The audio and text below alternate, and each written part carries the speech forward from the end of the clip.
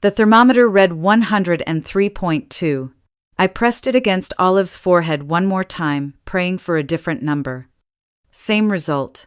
My daughter was burning up on a Tuesday afternoon, her twin brother Theo already asleep on the couch, with the same miserable fever.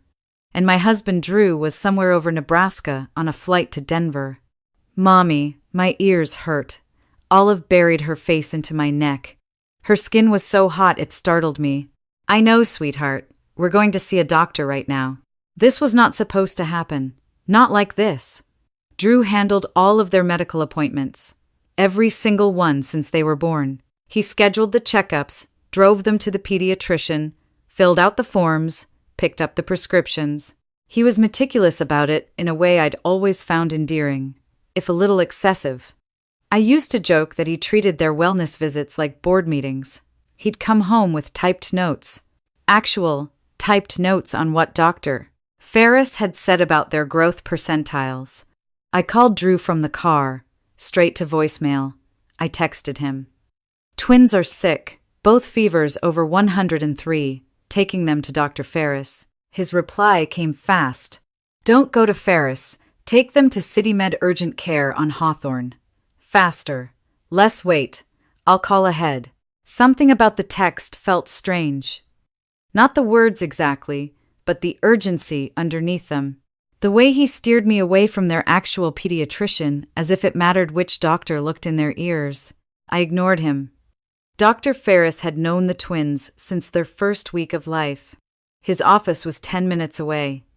I pulled into the parking lot of Eastside Pediatric Associates at 3:47 p.m. and carried both kids inside like grocery bags, one on each hip. Dr. Ferris was a tall, soft-spoken man in his late 50s who kept succulents on every flat surface in his office.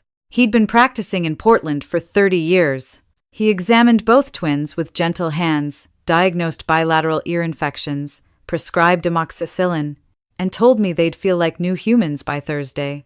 Then he paused. He was looking at his tablet with an expression I'd never seen on his face before. Not alarm exactly, but a very deliberate stillness. Mrs. Callahan, do you have a moment? There's something I'd like to discuss privately. My assistant can sit with the kids. The way he said it made the air in the room change temperature. His private office smelled like chamomile tea and old paper. He didn't sit behind his desk. He stood beside it, arms crossed, and looked at me the way you look at someone before you deliver news that will rearrange their life. I need to ask you something directly, Nora. Has Drew taken the twins to see any specialists outside of our practice? Hematologists, immunologists, anyone at a diagnostic lab? No. Why would he? Dr. Ferris exhaled slowly. Our record system aggregates data from any facility that has processed labs under a patient's insurance ID. I was reviewing the twins' files this morning before your visit, and I found something that concerns me. There's a series of blood panels dating back nearly 2 years. Advanced immunophenotyping, serum protein electrophoresis, and most recently, a full HLA tissue typing panel run through a private lab called Pinnacle Genomic Solutions. I didn't know what half of those words meant, but the ones I recognized made my stomach drop. HLA typing, he continued, is what we use to determine if someone is a compatible donor. For bone marrow, for organs. It's not part of any standard pediatric wellness protocol. Not even close. I gripped the arm of the chair. There's been a mistake. I hoped so too, but I checked 3 times. The patient IDs match. The insurance matches. The orders were placed by a doctor, Vincent Tao, a hematologist-oncologist at Pacific Northwest Medical Center. I've never heard Drew mention him. Have you? I shook my head. The room felt like it was tilting. The nature of these tests, Nora, they're not exploratory, they're targeted. Someone is looking for a specific match between your children and a specific recipient. This is called directed donor screening. It's what you do when you already know who needs saving, and you're checking if someone else's body can do it. My children are 5 years old, I said. My voice sounded like it belonged to someone standing very far away. I know, and that's why I'm telling you. You need to find out what's happening, and you need to do it quickly. I drove home in silence. The twins fell asleep in their car seats, mouths open, little bodies radiating heat. The rain was coming down hard, that relentless Portland gray that makes the whole world feel like it's wrapped in wet wool. I pulled into the driveway of our craftsman bungalow in Selwood and sat there with the engine running for a long time. Drew and I had been married for 6 years. We met at a fundraiser for a children's hospital. He was the CFO. I was designing the event program for free because I believed in the cause. He was charming in a quiet, competent way, not flashy, just solid. The kind of man who remembered your coffee order after hearing it once and who always had a plan. I loved that about him. I loved that he took charge so I didn't have to. Now that competence looked different. It looked like control. I put the kids to bed. Then I went to the kitchen table with my laptop and tried to log into the twins' patient portal at Eastside Pediatrics. Invalid password. I tried every combination I could think of. Our anniversary. The twins' birthdays. Drew's birthday. All rejected. He'd changed it months ago. Told me the system had migrated to a new platform and he'd set it up when he had time. I'd thanked him and gone back to my illustration deadlines. I searched for Pinnacle Genomic Solutions. Their website was all clean lines and corporate language. Personalized compatibility analytics. Precision donor recipient profiling. It sounded like a tech startup. It was a lab that existed specifically to match human beings to other human beings for transplant purposes. I searched for Dr. Vincent Dow. He was real. Board-certified hematologist-oncologist at Pacific Northwest Medical Center, specializing in pediatric blood disorders and transplant medicine. His professional photo showed a serious man with wire-rimmed glasses and no smile. Pediatric blood disorders. I closed the laptop. My hands were shaking so badly I knocked over my water glass. I watched the water spread across the table and did nothing to stop it. Drew called at 9. His voice was warm and easy, the voice I'd fallen asleep to for 6 years. How are my babies? Did you get the cherry flavor? Theo hates grape. I told him they were fine. I told him I'd gone to Dr. Ferris. There was a pause, just a half-second of silence, barely noticeable, but I was listening for it now. Good, he said. That's good. I'll be back tomorrow night. Kiss them for me. I said I would. I hung up. Then I went to the bathroom and threw up.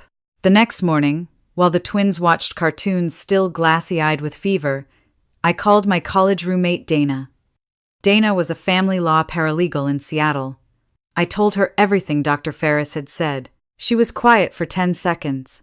Then she said, "You need to open that filing cabinet in his office, tonight. And you need to call my friend Val Reyes. She's a PI, discreet, smart, doesn't scare easy."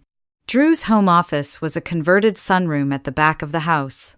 He kept it locked when he wasn't home. I'd never questioned it. Sensitive hospital financials, he'd said. HIPAA compliance. It had sounded so reasonable.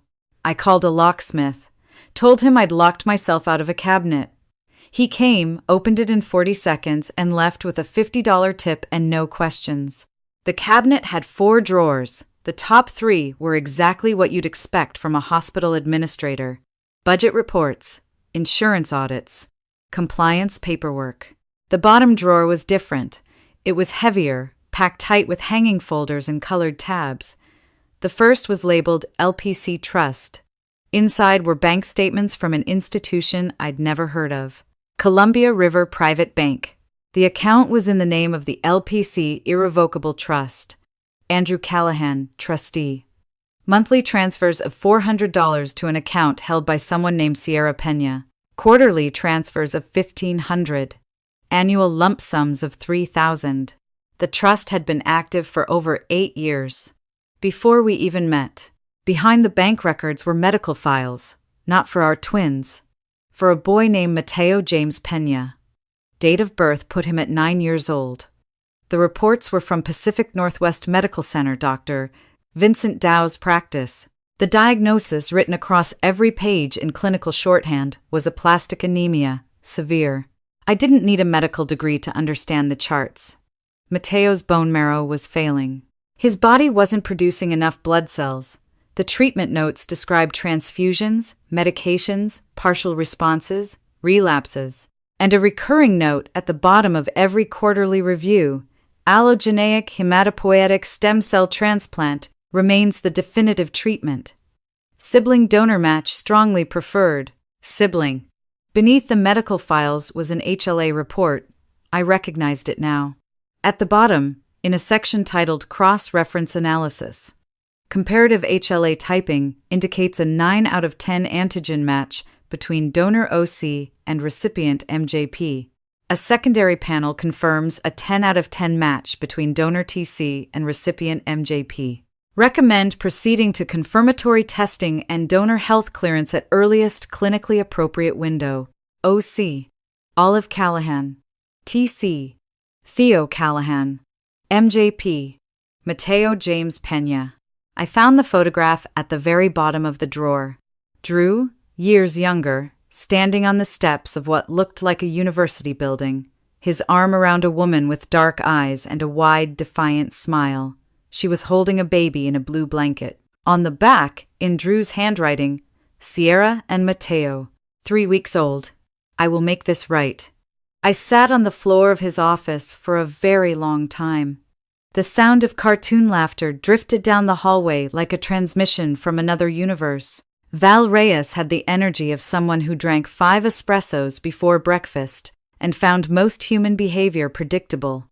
We met at a cafe in the Pearl District while Drew was at work and the twins were with my mother. I pushed the photocopied files across the table. She scanned them in silence, her jaw tightening incrementally. Sierra Pena, she said finally. Let me guess. College girlfriend. Family didn't approve. Drew's mother, Margaret Callahan. Old Portland money. On the board of 3 nonprofits and the symphony. Sierra was first-generation Mexican-American on a scholarship. Margaret told Drew she was unsuitable. Her actual word, apparently, was unsuitable. Classic. Val flipped through the bank statements. And he's been supporting the kid in secret this whole time. While married to you. While testing your children like lab specimens. Can you find Sierra? Val found her in 2 days. Sierra Pena, 34, living in a small apartment in Gresham. Working as a medical billing clerk at a community health center. Single mother. Her son Mateo had been in and out of hospital since age 3. Val also found something else. A series of emails between Drew and Dr. Vincent Tao, obtained through a source Val refused to name. The emails laid out a timeline. They called it Protocol Evergreen. Phase 1, completed. Establish comprehensive hematologic baselines for OC and TC. Phase 2, completed. Full HLA and extended antigen typing. Confirm match viability. Phase 3, current. Maintain donor health optimization. Monitor for contraindications. Prepare logistics for harvest procedure. Phase 4, pending. Execute transplant. Preferred facility, Seattle Children's Hospital. Target window, summer, when school absence is non-issue. Parental consent strategy, frame as voluntary family decision. If primary custodial parent resists, invoke secondary legal avenues. Secondary legal avenues. There was an attached memo from a law firm.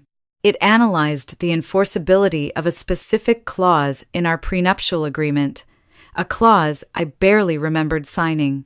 It described circumstances under which one party's refusal to consent to a medically recommended procedure for a child could be construed as medical neglect. The memo concluded that with the right psychiatric evaluation and a sympathetic judge, it was theoretically possible to obtain a court order compelling the procedure or to transfer medical decision-making authority to the consenting parent. They were going to declare me unfit if I said no. I read the memo 3 times. Each time the words became clearer and more monstrous. My husband had built a machine, a quiet, patient, perfectly legal machine designed to harvest bone marrow from my 5-year-olds. And if I stood in the way, the machine would simply remove me from the equation. I called a lawyer named Ruth Okafor, Dana's recommendation. Ruth specialized in medical coercion cases involving children. She listened to everything without interrupting, then said 3 sentences that changed the trajectory of my life. "We have enough to get an emergency protective order, but we need his words, not just his documents. Can you get him talking?" Drew came home on a Friday evening. The twins were at my mother's house for a sleepover. I'd planned it that way. The house was quiet. I had a glass of wine on the counter and a recording app running on my phone in my cardigan pocket. "We need to talk about Mateo," I said. I watched his face. The initial flash of shock, then the rapid calculation behind his eyes, then the mask. The concerned, reasonable mask. He tried the playbook. Mateo was the child of an old friend. The trust was charity. The medical files were a mix-up.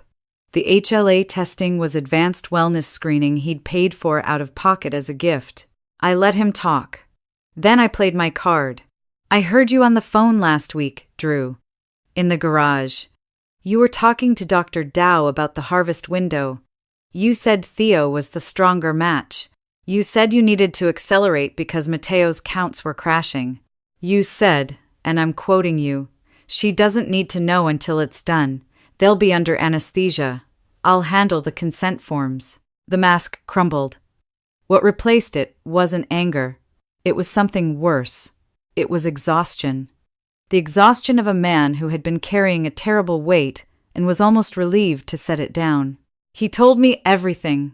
Sierra, the pregnancy, his mother's ultimatum, walk away or lose everything, the choice he made at 26, the guilt that ate him alive when Mateo got sick, the secret financial support, the escalating desperation as the disease progressed, and the National Bone Marrow Registry failed to find a match.